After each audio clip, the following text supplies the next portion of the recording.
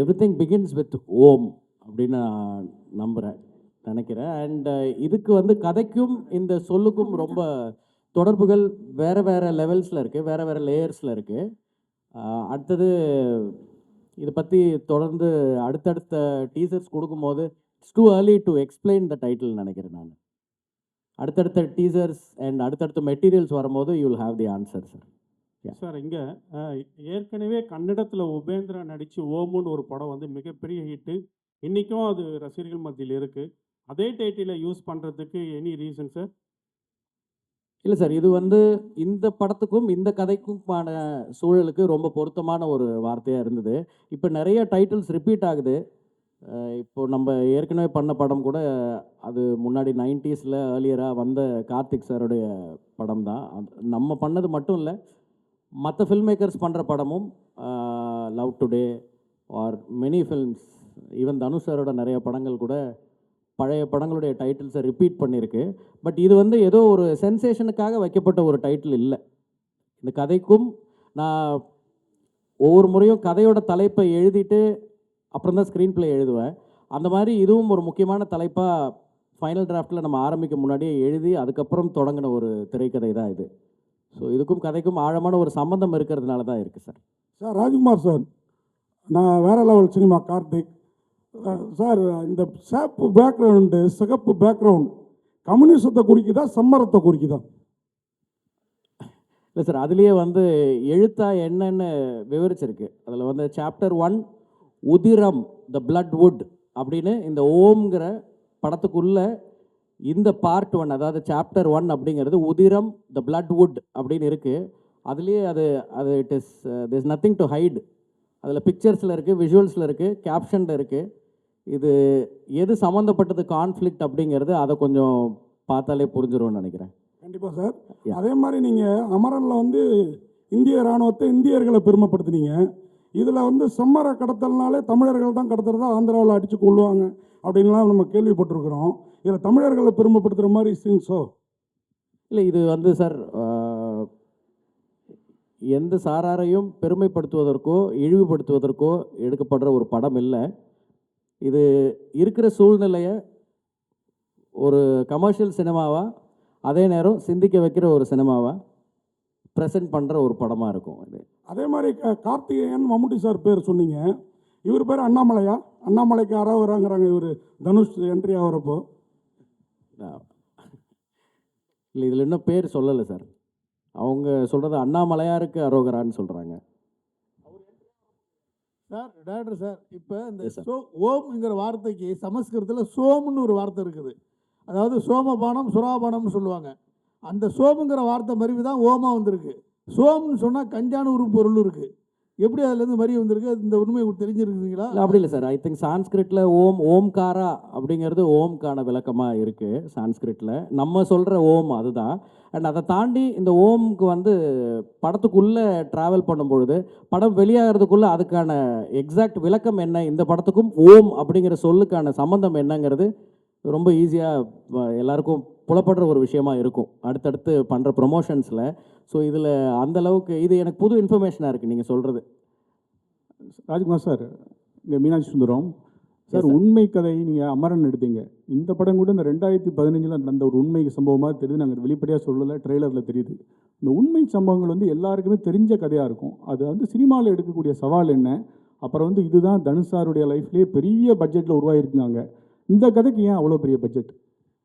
இல்லை சார், இன்றைக்கி வந்து ஃபஸ்ட்டு நான் வந்து இந்த உண்மை சம்பவங்கள் பற்றி நீங்கள் சொல்கிறதுக்காக சொல்கிறேன். ஐ திங்க் எல்லா கதையும் எனக்கு தெரிஞ்சு எல்லா ஃபில்ம் மேக்கர்ஸுமே வந்து they get inspired for ideas for concepts from daily life. இல்லை அவங்க வாழ்க்கையில் நடந்த சம்பவங்கள், இல்லை அவங்க ஃப்ரெண்டு வாழ்க்கையில் நடந்த சம்பவங்கள். ஸோ என்ன ஜானரில் நம்ம படம் பண்ண நினைக்கிறோங்கிறது தான் முக்கியம்னு நினைக்கிறேன் நான்.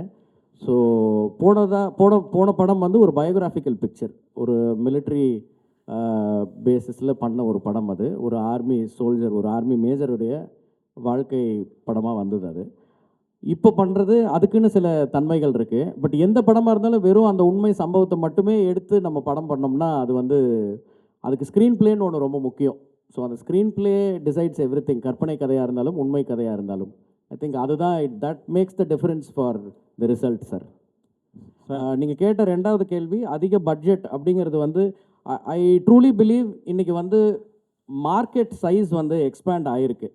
நம்ம வந்து அதை எல்லாருமே பார்க்குறோம். ஒரு படம் நல்லா போச்சு அப்படின்னா ஒரு சிறிய பொருட்செலவில் எடுத்திருந்தாலும் சரி, வளர்ந்து வரும் நடிகர்கள் இல்லை புதுமுக நடிகர்கள், even Malayalam cinema or any region வந்து இப்போ இன்றைக்கி வந்து பேரியராக இல்லாமல் ஒரு சின்ன படம் கூட வந்து, அதாவது கம்மி பொருட்செலவில் எடுக்கப்பட்ட ஒரு படம் கூட வந்து இன்றைக்கி crores and crores of money collect பண்ணுறதை நம்ம பார்க்க முடியுது. ஸோ அதுக்கு காரணம் வந்து ஆடியன்ஸ் இன்றைக்கி வந்து எல்லாராலையும் எல்லா இடத்துக்கும் போய் ரீச் பண்ணிட முடியுது. அதனால் பட்ஜெட் அப்படிங்கிறது அந்த படத்தோட கதைக்கு தேவையான ஒரு விஷயமா இருக்குது. அண்ட் அதில் அது அது ஒரு பெரிய குழு சேர்ந்த படமாகவும் இருக்குது. சார் இங்கே கதாநாயகிகள் வந்து ஸ்ரீலீலாவும் சாய் பல்லவியும் நிஜத்திலையும் டாக்டர்கள். இப்போ இந்த ஷூட்டிங் இங்கே வந்து அடர்ந்த காட்டு பகுதிகளில் நடக்கும்போது ஏதாவது விபத்துகள் ஏற்பட்டு அவங்க வந்து உண்மையான டாக்டராக வந்துட்டு ஏதாவது ஒர்க் பண்ணாங்களா வந்து? இல்லை சார், அவங்களுக்கு வந்து அவங்களுடைய ஆக்டிங்க்கு ஆக்டர்ஸாக அவங்க ரோல்ஸுக்கு ப்ரிப்பேர் ஆகிறதுக்கே இந்த படத்தில் வேலை சரியாக இருக்குது ரெண்டு பேருக்கும். இன்னொன்று ப்ரொடக்ஷன் ஹவுசஸ், அதாவது ப்ரொடியூசர்ஸ் வந்து முன்னேற்பாடுகளோடு ரெடியாக இருக்காங்க. அதனால் எந்த வித விபத்துகளும் நாங்கள் இது வரைக்கும் சந்திக்கலை. அண்ட் அப்படி ஏதாவது சின்னதாக பிரச்சனை, சில இடர்பாடுகள் வரும், சில தடங்கல்கள் ஏதாவது இருந்தால் கூட அது வந்து அவங்க ரொம்ப துரிதமாக செயல்பட்டு உடனே அதை சரி பண்ணி கொடுத்துட்றாங்க. ஸோ அந்த மாதிரி சுச்சுவேஷன் எதுவும் வரல. சார், அமரன் படத்துலையும் சாய் பல்லவி இருந்தாங்க, ஓம்லேயும் இருக்காங்க. பர்டிகுலராக என்ன ஸ்பெஷல் ரீசன் அவங்க இந்த படத்தில் கமிட் பண்ணியிருக்கீங்க? செகண்டு, சாய் அபயங்கர் மியூசிக்கில் தனுஷ் அதை பாட்டு எழுதி பாடுறாங்களா? ஏதாவது ஐடியாஸ் இருக்கா? இல்லை, இப்போ நம்ம பார்த்த இந்த டைட்டில் அனௌன்ஸ்மெண்ட் வீடியோவில் இந்த கிளிம்ஸில் கடைசியாக சில லிரிக்ஸ் வருதுல்ல, வீரா அப்படின்னு, அது வந்து தனுஷ் சார் எழுதினது தான். அது அந்த வரிகள் கூட தனுஷ் சார் எழுதினது தான். அண்ட் ஏற்கனவே படத்துக்காக ஒரு சாங் வந்து ஃபில்ம் பண்ணிட்டோம்.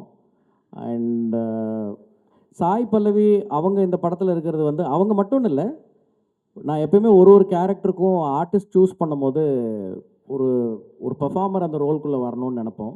ஸோ அப்படி அவங்களுக்கு சூட்டபுளாக இருக்கிற ஒரு ரோலுக்கு அவங்க நடிக்கிறாங்க. இதில் அந்த படத்துலையும் அவங்களுக்கு அந்த ரோல் ரொம்ப சூட்டபுளாக இருந்துச்சு, அதனால் பண்ணாங்க.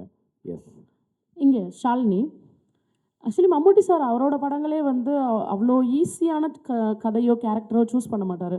ரொம்ப சாய்ஸ் ரொம்ப வந்து யுனிக்காக இருக்கும். ஸோ இந்த கதை நீங்கள் சொல்லும் போது அவரோட ரியாக்ஷன் என்னவாக இருந்துச்சு? அவர் என்ன சொன்னார்? இல்லை, மம்முட்டி சாரை நான் வந்து உடனே பார்க்க முடியல. நான் ஆக்சுவலாக ட்ரை பண்ணி ஒரு 6-7 மந்த்ஸ் ஆச்சு சாரை பார்க்குறதுக்கு. சாருக்கு வேறு ஒரு சுச்சுவேஷன் இருந்துச்சு. பட் நான் கதை சொல்கிறதுக்கு ஒரு நாள் அவர் சென்னையில் இருக்கும்போது அவர் என்னை கூப்பிட்டுருந்தார். நான் அதுக்கு முன்னாடி அவரோட டச்சில் இருந்தேன். சென்னைக்கு அவரோட வீட்டுக்கு வந்திருக்கும் போது கூப்பிட்டுருந்தார். அப்போ நான் போய் மீட் பண்ணி ஒரு 2 மணி நேரம் நான் அந்த கதையை அவருக்கு எக்ஸ்பிளைன் பண்ணேன். அது பேசி முடிக்கும் போது அவருக்கு சில டவுட்ஸ் இருந்தது. அந்த டவுட்ஸை கேட்டுட்டு அன்றைக்கி அந்த மீட்டிங்லேயே நான் இந்த கேரக்டர் பண்ணுறேன் அப்படின்னு சொன்னார். ராஜ்குமார் சார், மம்முட்டி சார் நிறைய தேசிய விருது 4-5 வாங்கியிருக்காரு. தனுஷ் சார் 2 தேசிய விருது. 2 தேசிய விருது வாங்குகளை வச்சு படம் பண்ணது வந்து எப்படி இருந்தது உங்களுக்கு டைரக்டராக? ரொம்ப சுலபமாக இருந்தது. ஏன்னா சார், அவங்க 2 பேருமே வந்து they come with their own legacies. And அவங்களுக்கான ஒரு கிளாரிட்டியோடு வராங்க. ஸோ கம்யூனிகேஷன் ஃபஸ்ட்டு ரொம்ப ஈஸி ஆகிடுது. அப்புறம் அவங்களுடைய கொலாபரேஷன் வந்து ரொம்ப படத்துக்கு ஹெல்ப்பாக இருக்குது. அது ஒரு டைரக்டர்ஸ் டிலைட் இந்த 2 ஆக்டர்ஸுமே. சார், ராஜ்குமார் சார், இங்கே விஜய் ஆனந்த். வாழ்த்துக்கள் சார். டைட்டிலும் கிளிம்ஸும் ரொம்ப சூப்பராக இருந்தது. மேக்கிங்குமாகவே நல்லா இருந்தது. தேங்க்யூ. இந்த 2 சாப்டர்னு சொல்லிட்டீங்க. ஸோ 2மே இப்போவே ஷூட் பண்ணுவீங்களா, இல்லை ஃபஸ்ட்டு பார்ட் ரிலீஸ்க்கு அப்புறம் தான் செகண்ட் பார்ட் பற்றி இருக்குமா? ஸ்கிரிப்ட் ஒர்க் முடிச்சாச்சா 2க்கும்? இல்லை சார், இது வந்து முதல் சாப்டர் தான் இப்போ ஷூட் பண்ணிகிட்ருக்கோம். இது முடித்ததுக்கப்புறம் தான் அடுத்ததுக்கான ஒர்க்கெல்லாம் அப்போ தான் ஆரம்பிக்கும். ஸ்கிரிப்ட் ஒர்க்குன்றதை தாண்டி இதுக்குன்னு ஒரு பெரிய ரிசர்ச் ஒர்க் நடந்திருக்கு. ஸோ அது ஒவ்வொரு பகுதியாக வரும் அப்படிங்கிறது தான் சார். அண்ட் இந்த சாப்டர் 1க்கு ஒரு தொடக்கம், ஒரு மிடில், ஒரு எண்ட் அப்படின்னு இந்த படத்தோட கதை முழுமையாக இந்த பார்ட்லேயே முடிஞ்சிடும். இந்த சாப்டர் 1லேயே அது முடியும். S. Sir, Akshay from the New Indian Express. Sir, here. Hi, sir. And நீங்கள் வந்து இந்த டைட்டில் அனௌன்ஸ்மெண்ட்டுக்கு அப்புறம் ஒன்று சொல்லியிருந்தீங்க. இந்த மாதிரி வந்து தனுஷ் சார் வந்து ஆர்டிஸ்டிக் சென்சிபிலிட்டிஸ் அண்ட் கமர்ஷியல் சினிமாக்கான சென்சிபிலிட்டிஸை வந்து நல்லா இது பண்ணியிருந்தார், பேலன்ஸ் பண்ணியிருந்தாருன்னு சொல்லிட்டு. how was it for you to write? ஏன்னா இப்போது ஸ்டார்ஸுமே நிறைய வந்துட்டாங்க, மம்முட்டி சார் அண்ட் தனுஷ் சார். உங்களுக்கு அந்த சென்சிபிலிட்டிஸை பேலன்ஸ் பண்ணுறது எப்படி இருந்துச்சு ரைட்டர்? இல்லை சார், இது வந்து ஆக்டர்ஸை காஸ்ட் பண்ணிவிட்டு அப்புறம் போய் எழுதின ஸ்கிரிப்ட் இல்லை. இது நம்ம ஸ்கிரிப்ட் பண்ணிவிட்டு ஐயோ இந்த கேரக்டர் இவங்க பண்ணால் நல்லா இருக்குமேனு அவங்களோட அப்பாயின்மெண்ட் அண்ட் அவங்களோட லிசனிங் அந்த நரேஷன் டைம் கிடைக்கிற வரைக்கும் வெயிட் பண்ணி ஒவ்வொருத்தரையும் காஸ்ட் பண்ணி இவங்க எல்லாரும் உள்ளே வந்திருக்காங்க. ஸோ அவங்களுக்கு அந்த கேரக்டர் கேட்கும்பொழுதே அவங்களுக்கு பிடிச்சிருந்தது. யாரும் வந்து இப்படி பண்ணுங்க அப்படி பண்ணுங்கன்னு சொல்லி எந்த ஒரு அந்த மாதிரி விவாதங்களுக்குள்ளே இது ஃபார்ச்சுனேட்லி போகலை. ஸோ எல்லோரும் சந்தோஷமாக அவங்கவுங்க பார்ட்டில் வந்து நடிக்க வந்திருக்காங்க. அண்ட் என்கிட்ட ஏற்கனவே இதுக்கான கேரக்டர்ஸ் இருந்தது, அந்த செட்டப் இருந்தது, அதனால தான் அவங்கள காஸ்ட் பண்ண முடிஞ்சது சார். சார் ராஜேஷ். யா எஸ் சார். சார் வாழ்த்துக்கள். முதல்ல அமரன்ற ஒரு நல்ல படத்தை கொடுத்தீங்க, ஒரு ஹீரோவாக பண்ணீங்க, பக்காவாக பண்ணீங்க. பட் இந்த படத்தில் வந்து பார்த்தா ஒரு ஃபாரஸ்ட் பிரிகண்டை வந்து ஒரு ஹீரோவாக காட்டுற மாதிரி இருக்குது டீசர்லாம் பார்க்கறதுக்கு. பட் இதை நீங்கள் எப்படி பார்க்குறோம்? ஒரு ஹீரோவாக காமிச்சிங்க, பட் இந்த மாதிரி ஒரு நெகட்டிவ் ஷேடாக இருக்கவங்களை ஹீரோவாக காமிச்சா நெக்ஸ்ட் சொசைட்டி எப்படி இருக்குன்றதை நீங்கள் ஃபீல் பண்ணுறீங்க சார்? ஏன்னா வந்து ஃபாரஸ்ட் பிரிகண்ட்ன்றது ஒரு தப்பானது தான், காட்டை அழிக்கிறவங்க தான். இதில் வந்து நீங்கள் சொல்ல வர்றது வந்து இந்த காட்டை அழிக்கிறதுக்கு உறுதுணையாக இருக்கக்கூடிய அந்த கூலி ஆட்கள் திருவண்ணாமலையை காமிச்சிருக்காங்க. ஏன்னா நீங்கள் இங்கே இந்த ராயல்சீமா அந்த சைட்லலாம் பார்த்தீங்கன்னா, ப்ளஸ் திருப்பதி அந்த சைட்லலாம் வந்து ரெட் சாண்டர்ஸை வந்து அறுக்கிறதுக்கோசரம் இங்கேருந்து தான் கூப்பிட்டு போகிறாங்க, திருவண்ணாமலையிலேருந்து தான். அதை பேஸ் பண்ணி தான் இந்த புஷ்பான்னு ஒன்று பண்ணாங்க. அங்கேயும் வந்து ஒரு ஃபாரஸ்ட் பிரிகண்டை வந்து அவனை தான் ஹீரோவாக காமிக்கிறாங்க. பட் உங்கள் படத்தில் எப்படி காமிச்சிருக்கீங்க? இதில் வந்து அதை தான் வந்து நீங்கள் முக்கியத்துவம் காட்டுறீங்களா? அதான் சார், இது வந்து இப்போ நீங்கள் படத்தில் பார்த்தது வந்து ஒரு காட்சி. அந்த காட்சியை வச்சு ஹீரோவுடைய கேரக்டர் என்ன, இதில் நம்ம என்ன சொல்ல வரோம் அப்படின்னு ஒவ்வொருத்தருக்கும் ஒரு பெர்ஸ்பெக்டிவ் தோணும். மேபி அந்த டிஸ்கஷன்ஸை ஓப்பன் பண்ணுறதுக்கு தான் நம்ம ஒரு வீடியோ கொடுக்குறோம். ஸோ உங்கள் பார்வையில் அது அப்படி இருக்குது. பட் இதை தாண்டி படத்தில் நிறையா விஷயம் இருக்குது. அது வரும்பொழுது அது எல்லாம் ஜஸ்டிஃபை பண்ணணும்னு நினைக்கிறேன் சார். சார் ராஜ்குமார் சார், ஆக்சுவலாக உங்களோட ஃபஸ்ட்டு படம் ரிலீஸ் ஆகி ஆல்மோஸ்ட் 9 years ஆச்சு. ஸோ இப்போ நீங்கள் மோஸ்ட்லி 3 films தான் பண்ணியிருக்கீங்க. ஸோ நீங்களாம் ஏன் ஒரு படைப்பாளிகள் இவ்வளோ டைம் எடுத்துக்கிறீங்க? ஃபஸ்ட்டு காரணம் பிரம்மாண்டத்திற்காகவா இல்லை ஹீரோவோட கால் ஷீட்டுக்காகவா? ஏன்னா நீங்கள் மட்டும் இல்லை, இப்போ 96 பிரேமா இருக்கட்டும், துருவங்கள் 16 கார்த்திக் நாராயணா இருக்கட்டும், இவங்க எல்லாருமே ரொம்ப டைம் எடுத்துக்கிறாங்க. அதாவது குரங்கு பொம்மை நித்திலனா இருக்கட்டும். ஸோ என்னதுனால இவ்வளோ டிலே ஆகுது அப்படின்னு தெரியல சார். இது ஒரு படத்துக்கும் ஒவ்வொரு விதமான படிப்பினைகள் வரும். இப்போ பார்த்தீங்கன்னா, நான் இப்போ இந்த படம் வந்து February 20 ஷூட்டிங் ஆரம்பித்தோம், October 16 ரிலீஸ்னு போட்டிருக்கோம். கரெக்டாக 8 மாதம்னு நினைக்கிறேன், 8-9 மாதமாக தெரியல எனக்கு. 8 மாதத்தில் அந்த படத்தை முடித்து ரிலீஸ்க்கு கொண்டு வரோம். ஸோ இப்படியும் சில நேரங்களில் அனுபவங்கள் இருக்கும். பட் நீங்கள் கேட்ட கேள்விக்கு பதில் சொல்லணும் அப்படின்னா, சினிமா அப்படிங்கிறது வந்து ஒரு டைரக்டர் கதை எழுதி வீட்டில் ரெடி ஆகிட்டா மட்டும் படம் பண்ணிட முடியாது. அதில் நிறைய விஷயங்கள் கோயின்சிடென்டலாக சேர்ந்து வரணும், அதுக்கு ஒரு அமைப்பு வரணும். அது எல்லாரும் சேர்ந்து எல்லா விஷயங்களும் சேர்ந்து அமையும் பொழுது தான் ஒரு படம் நடக்குது. அண்ட் சம்டைம்ஸ் தாமதங்கள் ஏற்படும், தடங்கல்கள் வரும். சில நேரம் வேகமாக நடந்துடும். நம்ம இப்போ ரோட்டில் போகிறோம், ஒரு நாள் வந்து எல்லா சிக்னலும் க்ரீனாகவே இருக்கும், அப்படியே வேகமாக போயிடுவோம். சில நேரம் டிராஃபிக் இருக்கும், எல்லா இடத்துலையும் நம்ம போய் நிற்கிற நேரம் மட்டும் ரெட் சிக்னல் விழும். அந்த மாதிரி ஒரு சுச்சுவேஷன் தான் அது. அவங்களுக்கான கால சூழல், அந்த நேரம் இண்டஸ்ட்ரி இருக்கிற சூழ்நிலை, அதுதான் காரணம்னு நினைக்கிறேன். யாருமே வந்து டிலே பண்ணணும் அப்படின்னு நினச்சி யாரும் பண்ண மாட்டாங்க. பட் ப்ரிப்பரேஷன் டைம் எடுத்துக்கிறது நல்லது சார். எனக்கு இந்த டைம் எல்லாமே வந்து ஸ்கிரிப்டுக்கு ஹெல்ப் பண்ணியிருக்கு. நீங்கள் சொன்ன அந்த 9 வருஷத்தை நான் ரியலைஸ் பண்ணலை. அந்த வெயிட்டிங் டைமும் ஃபில்ம் மேக்கிங்கோட ஒரு part and parcel of that ப்ராசஸ்ன்னு நினைக்கிறேன் நான், at least for directors. Yes sir. Sir sir Jayachandran பேசுகிறேன். இந்த sir hello sir. Yes sir. இது இந்த 20 பேர் என்கவுண்டர் பண்ணாங்க, திருவண்ணாமலையிலேருந்து தான் பாதிக்கப்பட்டாங்க.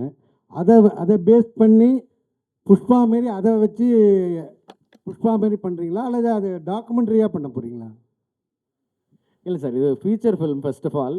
அண்ட் சார் வேறு சில படங்கள் அது வந்து ஒரு படம் அப்படின்றது வந்து ஒரு டாபிக் எடுத்து பண்ணியிருந்தால் அந்த படம் வந்து நம்ம நினைவில் ஒரு விதத்தில் இருக்கும்.